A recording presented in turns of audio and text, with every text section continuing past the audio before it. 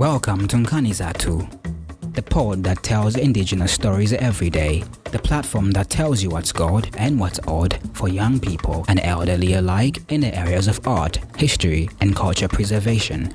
And now your host, Rinah Kasongo. Welcome to Nkanizatu, the platform that seeks to tell indigenous stories every day. Nkanizatu seeks to enlighten people on the stories that reflect the Zambian and African identity. Here we want to normalize cultural, arts, and historic conversations because, trust me, we always need to know something about our past in order for us to move forward better. And on Nkanizatu, we bring different storytellers, writers, producers, authors, all forms of storytellers that help us understand why exactly do we need to be excited about our indigenous values and all things relating to culture, arts, and mindset change. Let me not say too much. Here with me, I have a very interesting person. And why I say interesting is because imagine, can one be a gender advocate and still maintain cultural values? Or maybe do they complement each other? Feminists supposed to take over the world and leave cultural values behind? All these things. That is why my guest is here, to help us understand why do we still need to preserve our culture, even if we are advocating for an equitable society. Miss Mulenga, welcome to Nkanizatu. Thank you very much. How old are you when this picture was taken on this book? How old was I? Oh my goodness, can I remember when it was done? Okay, if you can't remember, that's fine. But I want 2000, you to... so I must have been 2000 from 62 is what? So that's your age. So that's your age. Okay, now we know. So this was taken in 2000? Yes. Okay. So you were a mom by then? I was a mother, yes. Okay, I wanted to ask a question before you were a mom, but let me already get to it. So think about, I want you to remember the time you were 24 years old. Mm-hmm. What was your favorite hobby? 24 years old. What was I doing when I was 24? I guess I was on campus.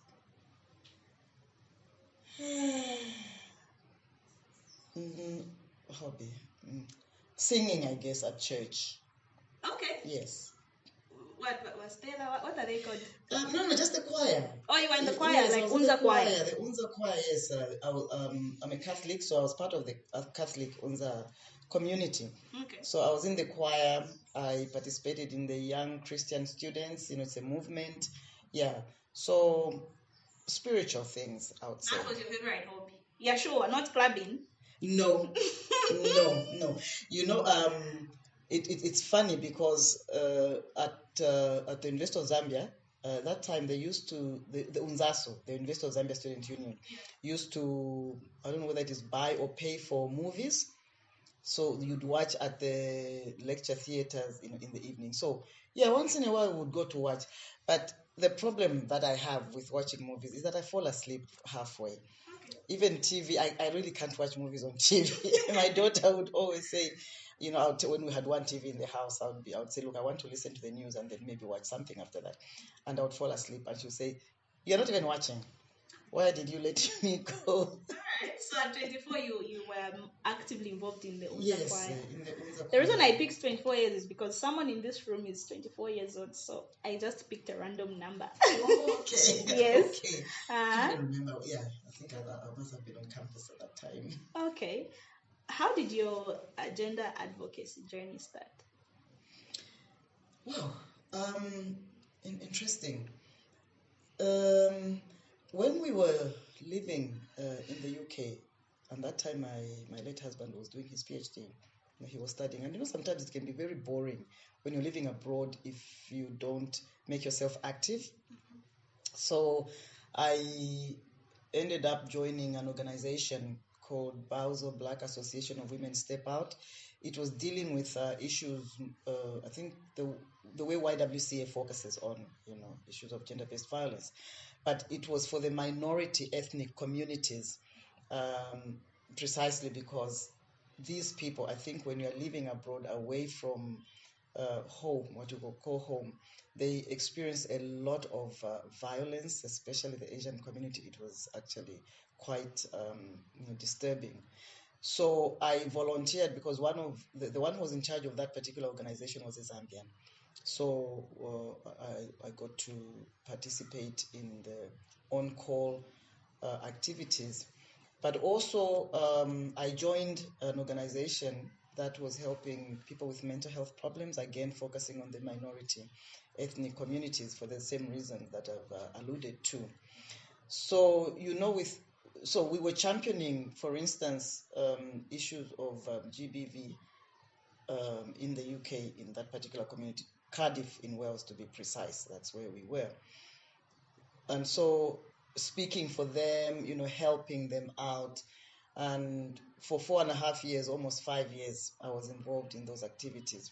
So when we came back home, it kind of, the activity that I did in the UK was like a springboard to, my, activism. Because when I came here, I wanted to work, of course, and there was an advert that was placed by the Young Women Christian Association, YWCA, for an executive director.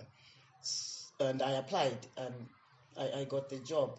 And YWCA is actually very much involved in issues of gender,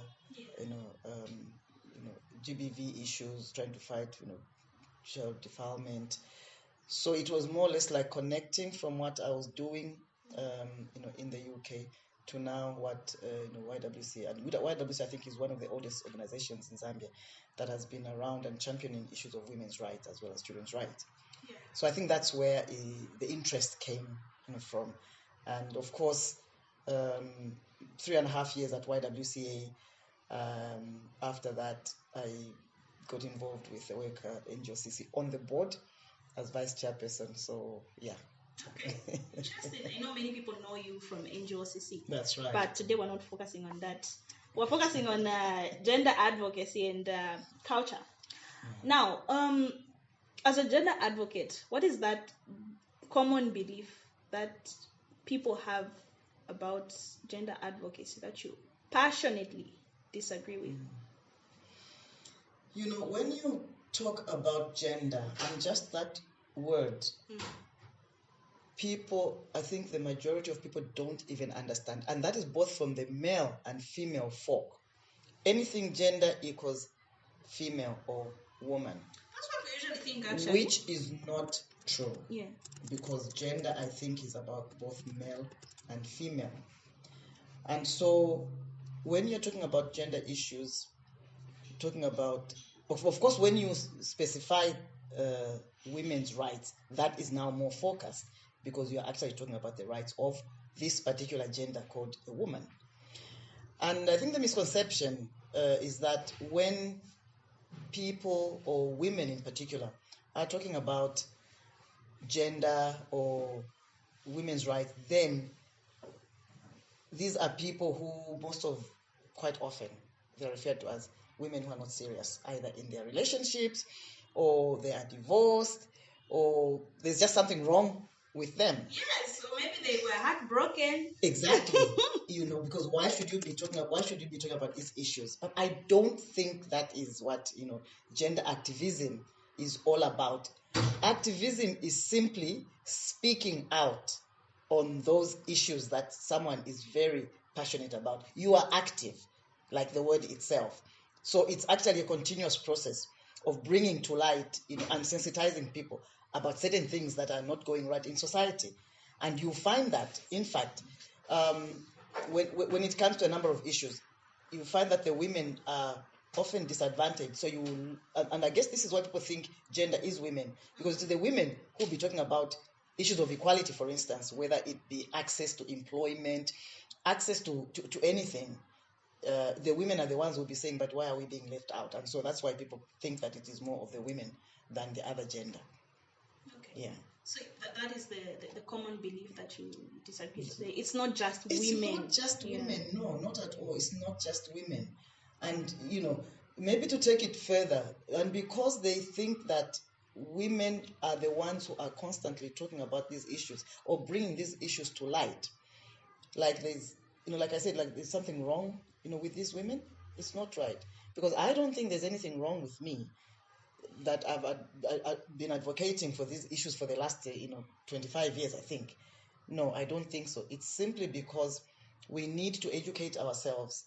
We need to sensitize people so that they know what is right, what is wrong, and how people should take these issues. Okay. When you started your journey of gender activism, what's that one thing that was very challenging for you? Probably something that you didn't expect would be challenging. I'll tell you something, and this is a very interesting question. As a married person that time, something that was always at the back of my mind was, is my husband going to agree, with this? Simply because of the same thing that I talked about, people thinking that gender is about women. So then I have a spouse, he's a man. So what are they going to think about? But no, the problem did not even come from my husband, my late husband. It actually came from the relatives of my late husband. And I'll give you a scenario. So I've gone for a meeting, and because I'm the executive director for YWCA, it's a board meeting, so it takes forever because I'm the secretary to that meeting, so I'm taking notes. So apparently I was visited by my in-laws and they didn't find me. So the next time they visited, they were asking, we came and you were not around. And I told them, I had a meeting. Where? I'm the executive director for YWCA. At the same time, my late husband was the director for the Institute of Economic and Social Research. And so it was like, this home of directors. Once they are all directors. And so I'm like, is there anything wrong with a couple both being directors? Then the second one of his friends, very close friends, actually to him, it was like, it's unheard of that you can have a wife and a husband having the same positions, although these are different organizations. And so he even said, no, I don't think it's good that you can both be directors. I think somebody, my friend should have a bigger position than you. I thought to myself, is this really an issue? Why should people? I thought people would celebrate with me that we've got, this couple, they are holding these, big positions. But no, it's okay for the man to hold that higher position and not for the woman. And I think, for me, I had issues with that. Societal expectations were exactly quite challenging. The stereotypes, the stereotypical thinking that people have about these gender roles. So you cannot have a couple that is holding two positions. I wonder if I was holding a higher position than him at that time. In fact, maybe if I can take it back, further. When we both had our master's degree and we were still courting. We got married, we both had master's degree. And people couldn't understand why this man has a master's degree and the wife also has a master's degree. And I remember when he came in to tell me, one day he says, you know what, I've been offered a scholarship to go and do a PhD. I was the one to encourage him, you know what, I think you need a PhD, so that people will be happy that you have a PhD and I still have a master's degree. Well, I wonder, although even when he got his PhD, he actually started encouraging me to do a PhD. I said, no, I think I have my PhDs through the children. I don't need, keep your PhD because it will profile you. So I think society has a lot of stereotypes about, these, gender, issues, the man and the woman, especially in a couple setting. Okay. Yeah. That is very interesting, where you were expected to maybe have a certificate and the man is the one with the master's. He's okay. What do you wish your younger self would have known then about the Mary of now? Do I even have anything? Because I think I've really lived my life to the fullest. People think that I'm actually, too much. I'm saying so because I'm somebody who likes to explore. I'm somebody who does not stop at anything. I'll take any challenge. So I guess maybe it will probably be the other way around, that maybe I should have been a little bit quieter than I am now. But because I've seen that people have issues with somebody who is outspoken, forthcoming, challenging, asking questions, not stopping at anything. People usually have problems with such people, especially if you are a woman. This woman speaks a lot, talks a lot. But I've noticed that I think that is my nature and my character, that I easily break, the ice with people. And believe you me, even if people may be uncomfortable at the beginning, in the end, they actually warm up because they're like, you know what, I actually like you. I didn't realize that you're such a nice person because, but when you are quiet, it's like you expect the other person to be the one to sort of dictate how things should go. But when you put yourself, outwardly, people actually know who they're dealing with. Yes. So it has actually worked well for me. Okay. So in short, you wouldn't really tell your younger self anything? No, I don't think so. I like that. Most people would say, no, I would say to my younger self, do this, whatever, but I like how you're just there like, okay, nothing. I've lived and you're still living. Yeah. What has fundamentally changed about gender activism then and now? What has fundamentally changed? Now, when you say then, I'm not sure what sort of time frame you are talking about. Maybe probably the time you started with YWCA. Oh, okay. I think if there's something that is significant, are the pieces of legal frameworks that have been put in place. It's been a process. It's been a long journey, but it's been worthwhile.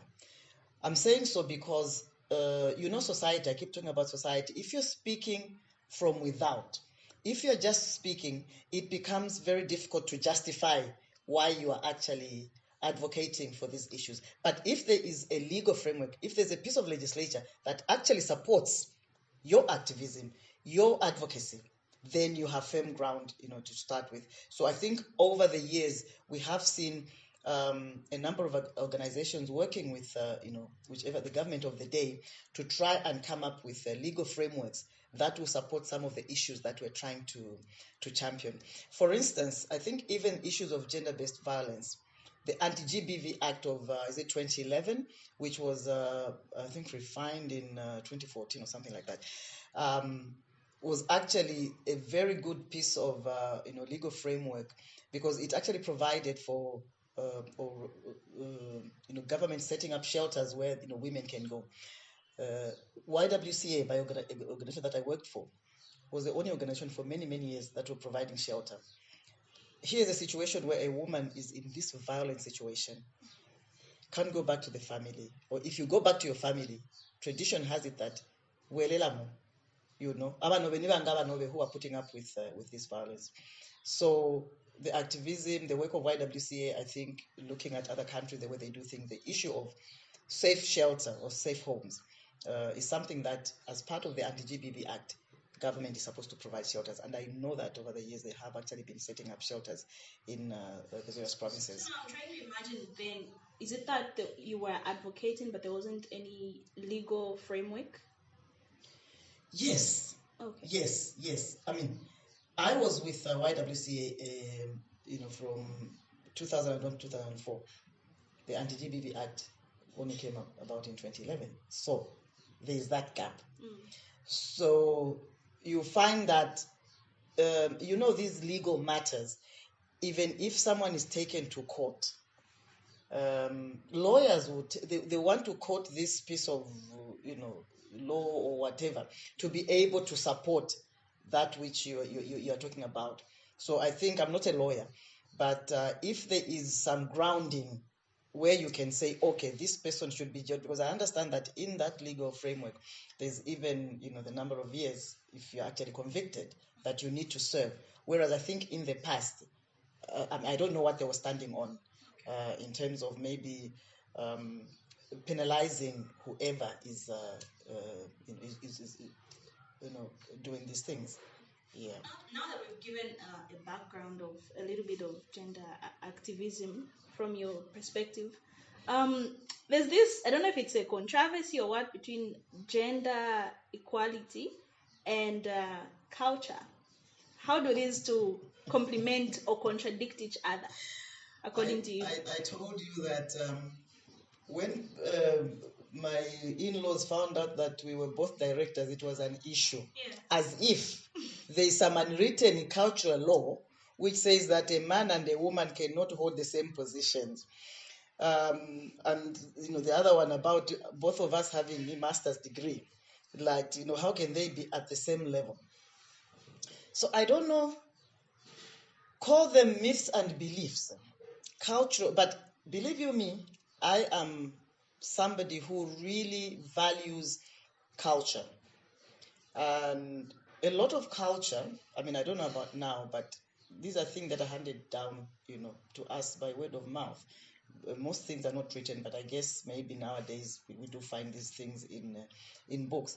But yes, there is just this belief that, for instance, a cultured woman should probably not, be very educated, should not have a master's degree, should not have. But I don't think that that is the situation. I think they should actually complement each other. Because I want to believe, for instance, if we take the aspect of education, that a cultured woman who is enlightened, who has a certain level of education, you're actually able to put things into better perspective than maybe if you are not. Because why I'm saying so is you'll probably be questioning certain cultural practices, whether these are okay for children, for women. You'd actually question them and then, okay. But maybe if you are not that educated, you'd probably just leave it and just take everything as gospel truth. Controversy lies to say if you're educated, then you will be against something that culture entails. Well, it's not even about being against them. It is about, for me, it's about being aware and trying to just put things into perspective. Because believe you me, sometimes, talking about if you are aware, then maybe you'll be, controversial. So for me, then that becomes negative aspects of culture, because why doesn't culture want us to be more enlightened about the things that are being taught to us? I don't think there's anything wrong. Okay. So it's not really a matter of you're contradicting culture, but you're just better informed, and then you will make a better decision. Absolutely. And perhaps even try to help the other people understand. Maybe just if I can give an example, just to qualify, what you're saying. So, things like Imbusa. I think Adoni attended Imbusa. I think that was my first one, because I never went through it because my mother didn't think it was very important. But of course, I was told, certain things. So I go to attend this Imbusa ceremony, in the night. And these women, I was actually very happy with them. And I said, no, I think these women need to be followed. So they are teaching, and seriously, the people that do this Mbusa are the ones who know. It's not just the woman that is there. It is supposed to be both the would-be bride and the would-be bridegroom. The two of them are taught. And I don't know in other tribes or cultures, but I think from Northern Province, where I come from, Bembas, Mambos, and anyone from there, these things, they say that they teach, you have to visualize. So they would have all these things, painted and what have you. So these women have done all these things. I'm attending for the first time. I'm getting quite excited. So the woman says, is telling the bride and the groom, because there are the two of them there. And I don't know how this example was sneaked in, because I can't remember exactly what that particular aspect, the drawing or the thing that was molded was. But what this woman was telling the man was, there are times when your wife is not feeling well, and say you are, you have to prepare some food, if they're just the two of us, because apparently in some culture, a man is not supposed to cook or to peshko, on the stove. They're not supposed to touch. Some cultures teach that. So these women were telling this man, look, your wife is not feeling well. There is nothing wrong with you preparing the food for her. And I'm like, yes, I think these are enlightened. For the sake of someone that doesn't know, what is Imbusa? Okay, Imbusa is, how can I explain it?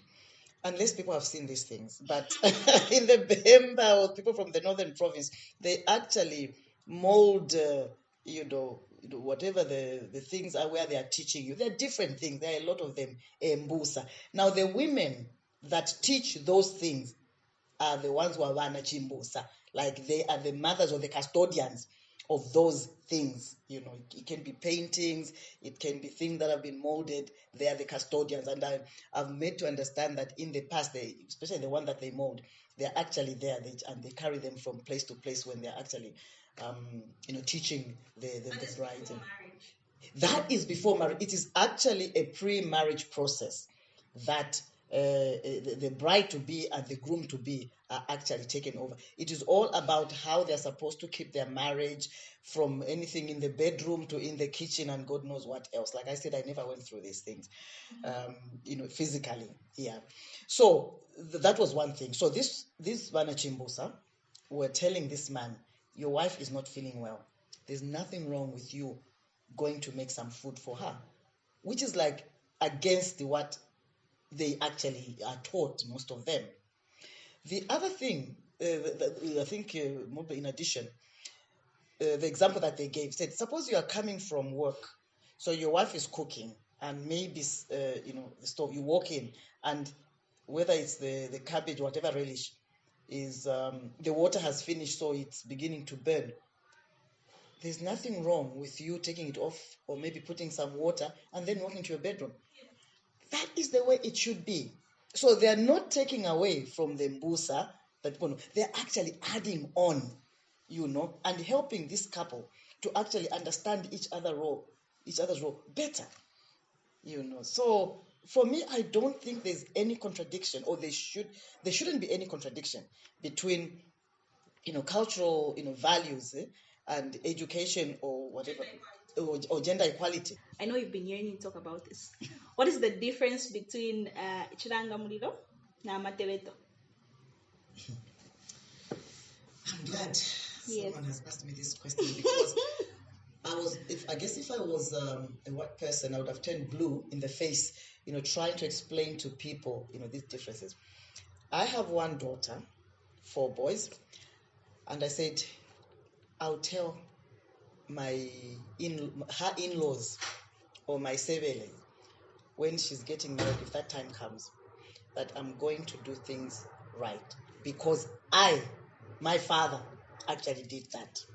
There is a big misunderstanding between Ichilanga Mlilo, Amadeveto, and I don't know, I can only talk from the northern province perspective. Bembas, I'm not Bemba, I'm Mambwe, but I guess influenced by the Bembas. When these things started, and talk of tradition, these things are very much, traditional, things from our forefathers, mothers, our parents. And I always try to explain this to the people, that, and I can only speak about Northern Province. So, a man wants to marry, has seen a girl, and I'll talk about the village setting, because that is where all these things started. They didn't start in town here where we are in Lusaka. They started in a village setting, but have since been carried on, because there's a value to actually doing those things and why we do those things. So this young man would go to another village, or has seen a girl, maybe as they are going to draw water, and say, I want to marry. So they take the plates, the Nsalamu, the Shibukombe, or they go between, they go and approach that family to say, to show their intention. Oh, we have seen someone who would like to come into this home, would like to marry. They have a way of, members have a way of saying these things. So it's not from that same village, it's probably from another village or another family, which could be at a distance. Now, some of the requirements when this young man has sought the hand of a girl is you have to show your prowess. You have to show that you are coming from a family where you will be feeding this girl will not starve. So how do you show those things?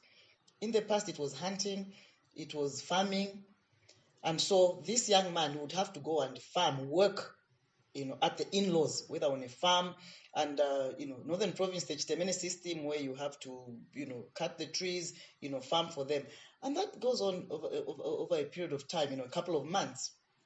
So this young man leaves his home to go to the in-laws to go and work. They're probably leaving very early in the morning, 5, 6, because you have to start work early. Otherwise, they'll think you are lazy. Because you have to prove yourself as a young man, So he has gone there. Now, can somebody work from morning to sunset without eating? No, it's not normal. So you have left your village. So when you are there, where are you eating? You are eating from your in-laws' place. So the cultural practice was that because this young man is a shibwinga, the bridegroom. So kushikula is what? Gosh, how can I explain it? Breaking, whatever. I don't know, so that people get familiar. So that is free. Yes, so that is free to eat. So when they do that, they would cook the food, at their place. I don't know if then they used to put money but it's just a small amount, of money. Feel free to eat in our home. So they would, because they would be obliged to cook for him when he's there. So that is it. Ukushkula. That is what it was called. It wasn't something, and I don't know whether it was done. I'm sure it was anyway because this man needs to eat, every day. And maybe, I'm just guessing, maybe it is the Nawinga, the wife to be, that would probably be doing those things. Guys, they are courting, So it's done at that time. So it's done before they actually get married. Ukushkula, a mashkulo. Not after they're married, because I've seen people do shkula when they're into marriage. That is wrong. They shkula the shiwinga before they actually get married. So when they get married, of course they come together. They will live for a number of years. Again, from the northern part of Zambia, the in-laws, and this is where maybe later I'll talk about how this is so gender imbalanced.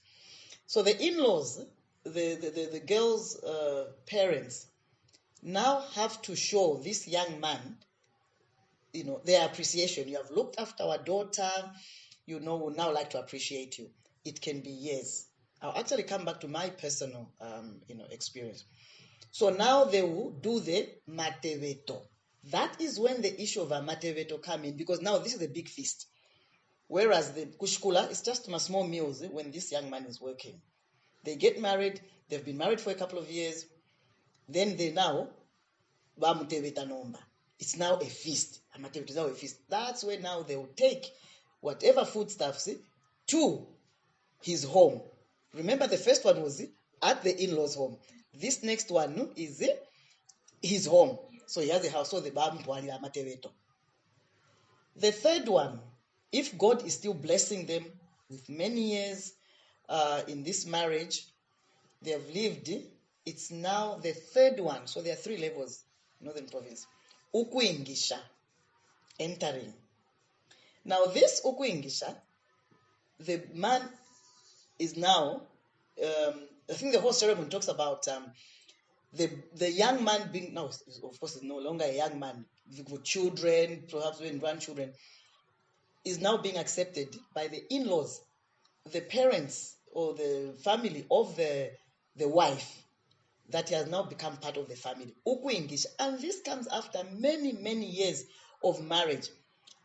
And believe you me, Rinah, when this is done to that man, you become part of the family. And I'm told that actually you're now like brother and sister. Because what happens, Pakuingisha, is very interesting. Because you even go to your mother and father-in-laws or your in-laws' bedroom. In Bemba, they say ukukonkola. Kakonko in Mambwe, my language. Kakonko. That ceremony is called Kakonko or ukukonkola. I think there was a song that I don't know which band sang it. Ukukonkola mwano kofiala. That is exactly what they are talking about. Ukukonkola mwano kofiala.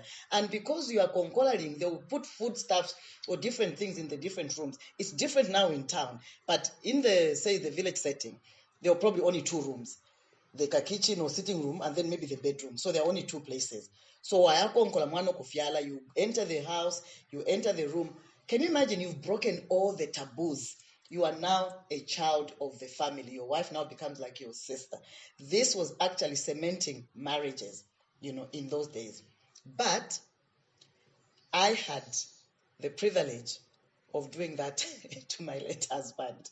Okay. Yes, he actually went through all these processes. So despite having master's degrees, both of us, and him having a PhD, we still preserved our culture because we believed that there was something that we were learning from, these, particular practices.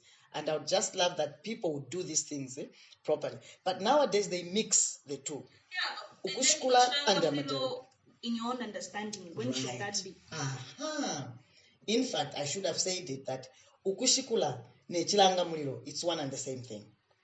Yes, because when the ukulango muliro, if we literally take it, and these things, it's the Bemba language. So the people that are listening or watching out there, we may seem to be biased, but all these, I don't know how they are called, or this thing is called in the other, languages or tribes, but all these are Bemba words.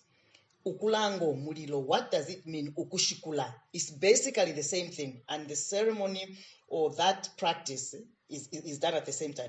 So when that shiwinga, like I was saying, they break these ties. Ekumulango mulilo. I guess maybe I haven't seen how it's done in the village, but probably he could maybe even go, and cook, for himself because he's free, ekumulango mulilo. But it's really ukumushkula so that he's able to eat from the in-laws. I'm sure maybe he wouldn't have to cook for himself.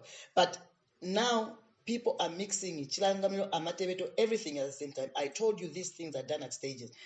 Ichilangamulilo, ukushkula, which is one and the same thing, is pre-marriage or pre-wedding. Amatebeto is many years after marriage. It is an appreciation of the in-laws to the man to say, thank you, Mwawomba, you have looked after the family, because it's not only looking after their wife. Of course, they may have been looking after the parents as well, maybe even the sisters or brothers-in-law, taking them to school, things like that. So they just want to appreciate, oh, this person has worked very hard. Let's tumutebete. And this is actually a very big celebration. Ukuingisha, it's even many, many more years where now all the taboos, all the protocols are broken, because can you imagine a man, my husband, going into the mother and father-in-law's house, bedroom, and they would put money. Nowadays, of course, everything is money. They would put money on the bed. They would put a chicken under the bed, or if there's no bed, maybe somewhere there. And you have to find these things. Ule konkola. Okay. That was done.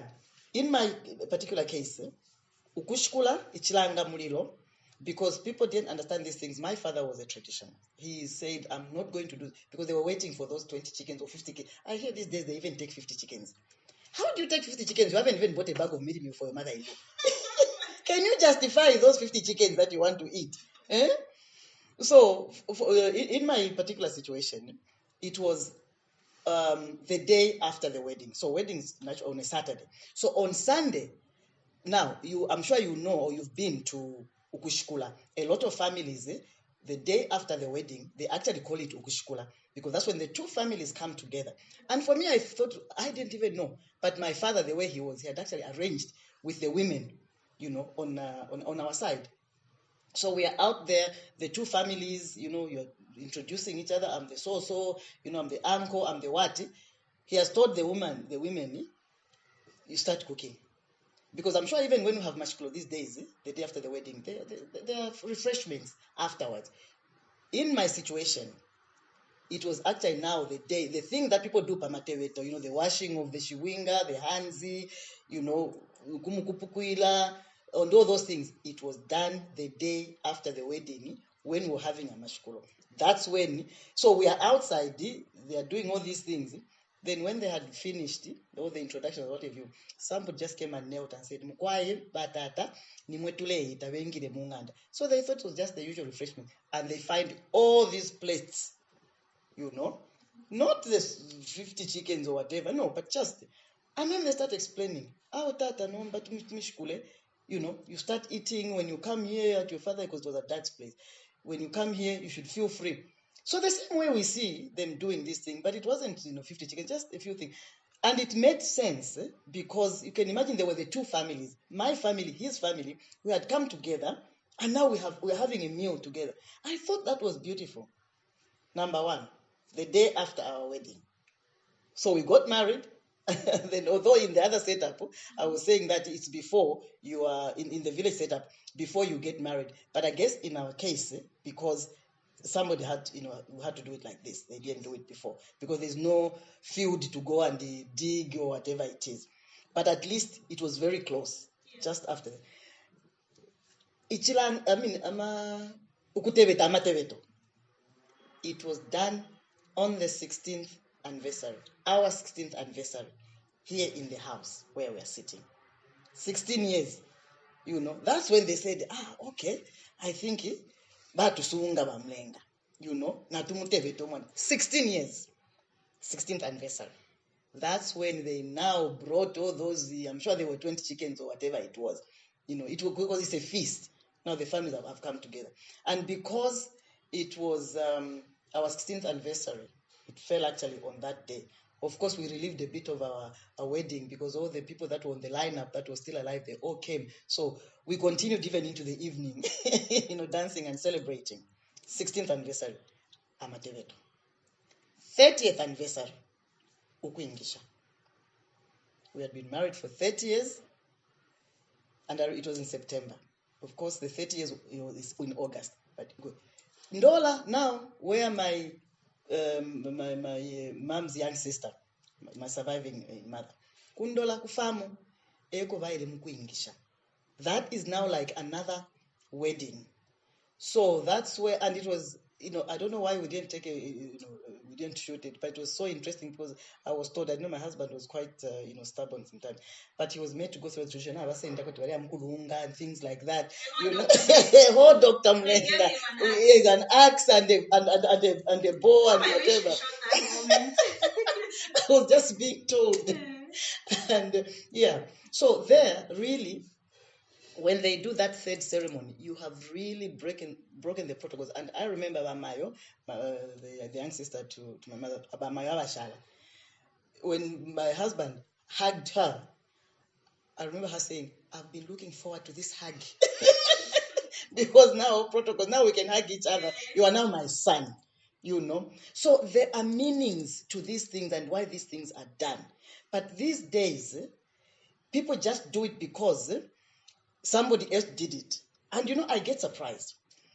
You get a phone call, Auntie Mary, I'll be getting married. We've already set the date for kitchen party, chiranga muliro, wedding.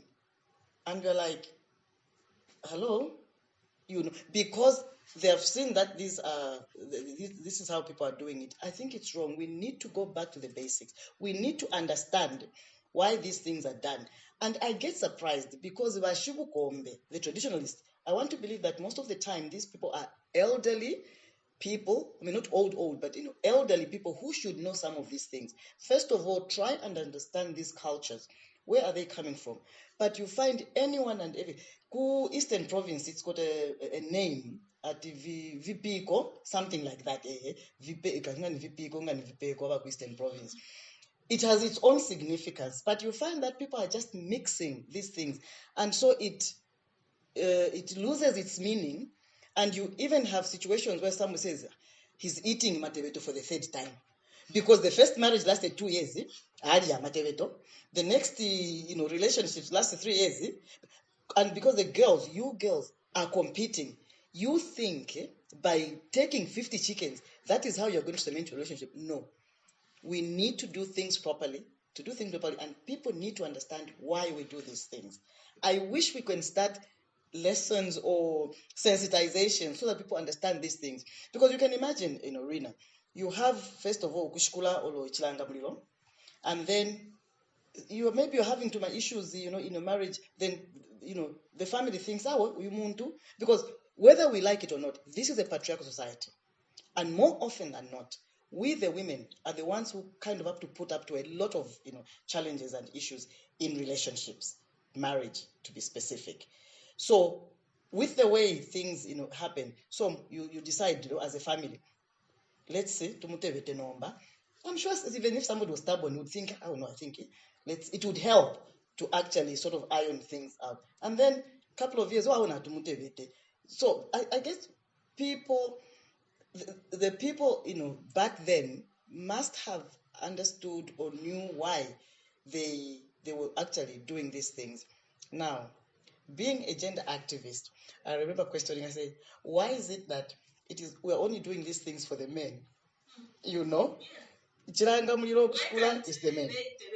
Amatebeto, it's the man.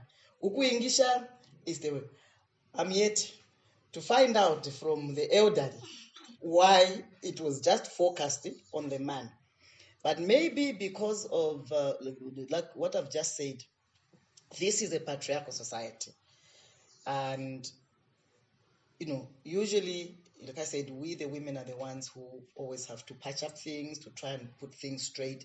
So I guess maybe our forefathers and mothers felt that, men always have to be brought back to the fore and make them realize that, look, we only mean well. We women are very caring and loving. We mean well, we love our men, and so we are always wanting to please them. Yeah. But I wish that even the women can be appreciated. I've heard of 1 or 2 cases where they've done it the other way around. And one of them is in my own family, one of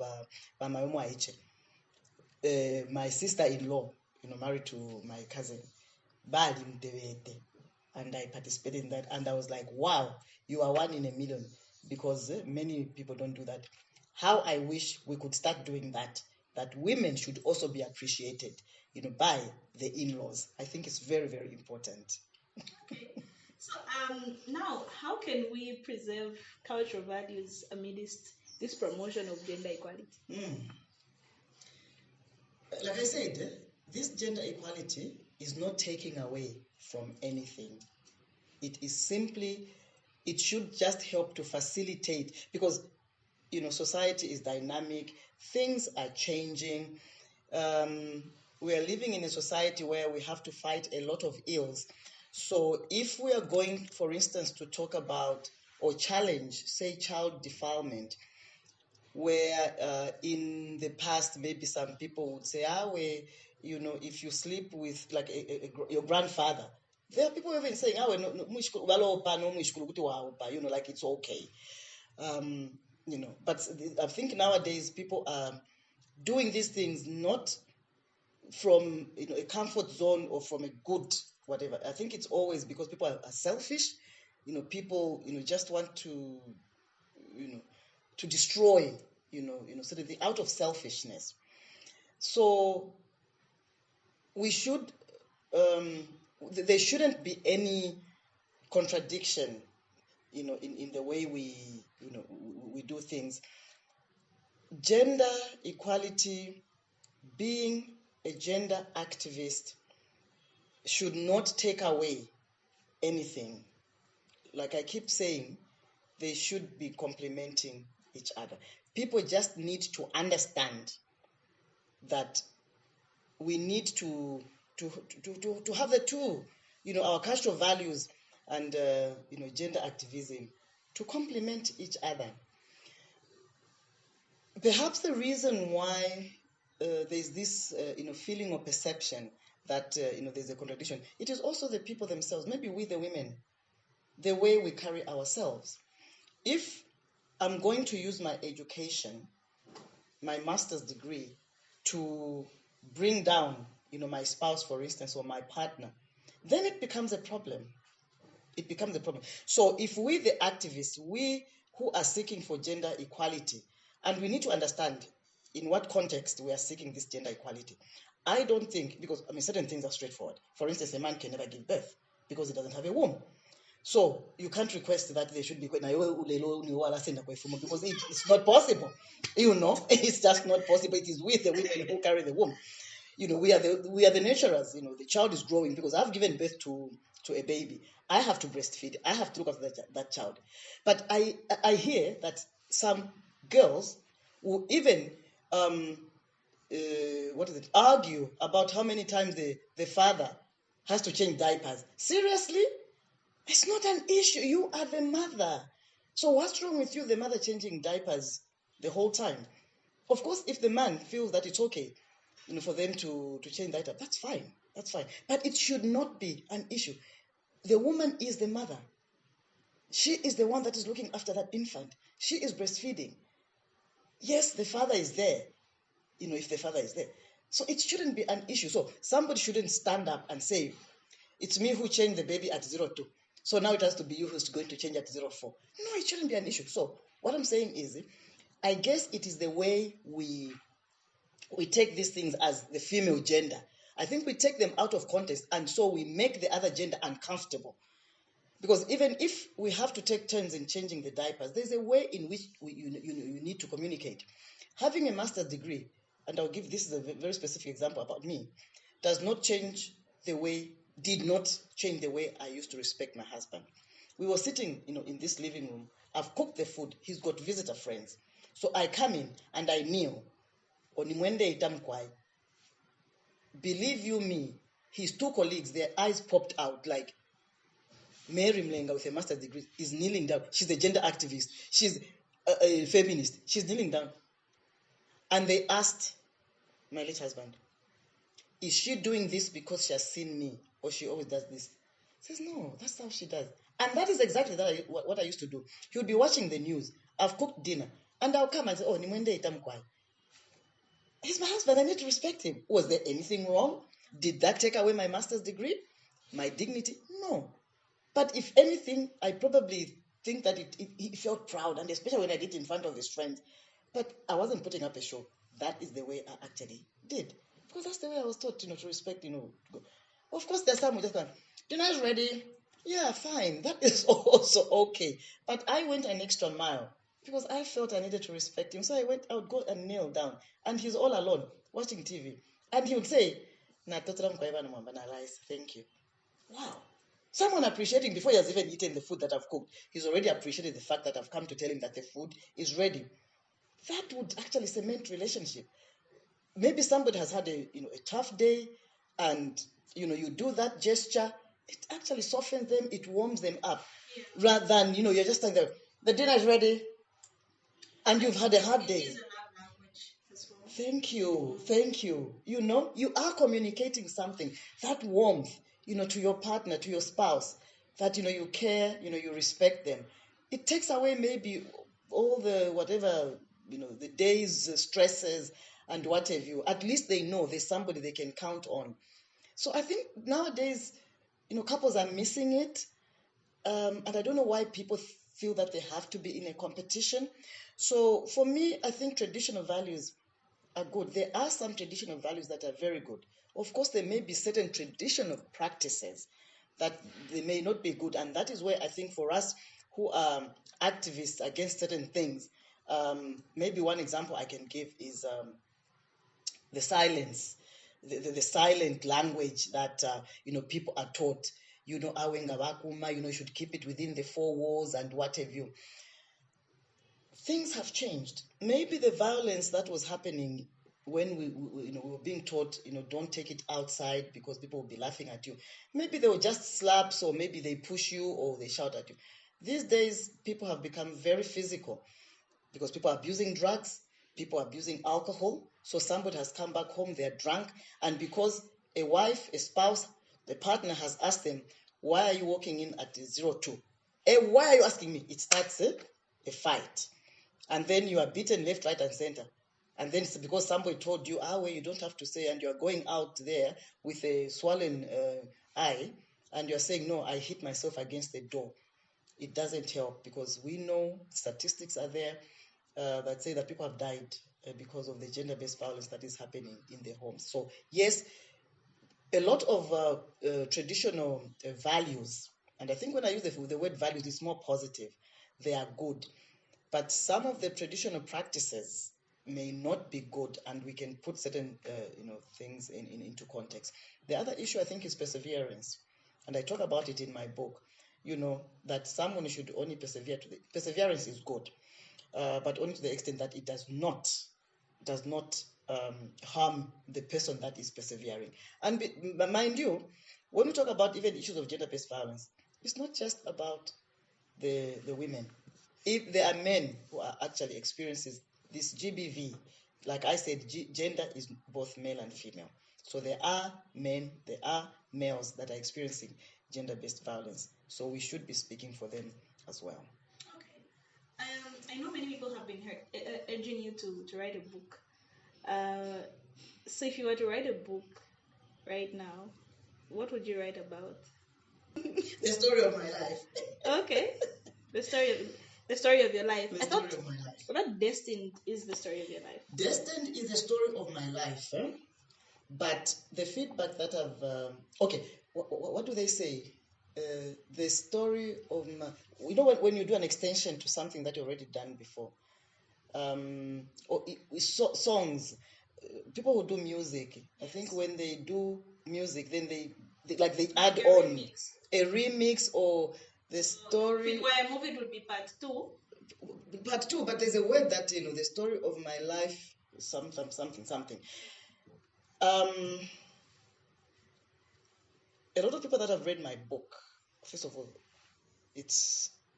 sometimes I don't even believe it. It is something that has touched a lot of people. But they say that there's more that needed to be said. And I remember somebody saying, each chapter can actually be unpacked and it can be a book. And I'm like, oh my God, I don't think. True. Yeah. So it will be reliving the story of my life in a little bit more detail, I guess, because that is the feedback that I'm getting. That they're actually, and even me, there are times when I sit and I remember something and I'm like, oh, actually, I didn't say that in my I probably would have said that. Destined will be having part 2 after all. Destined part 2. Yeah, the readers will be looking forward to it.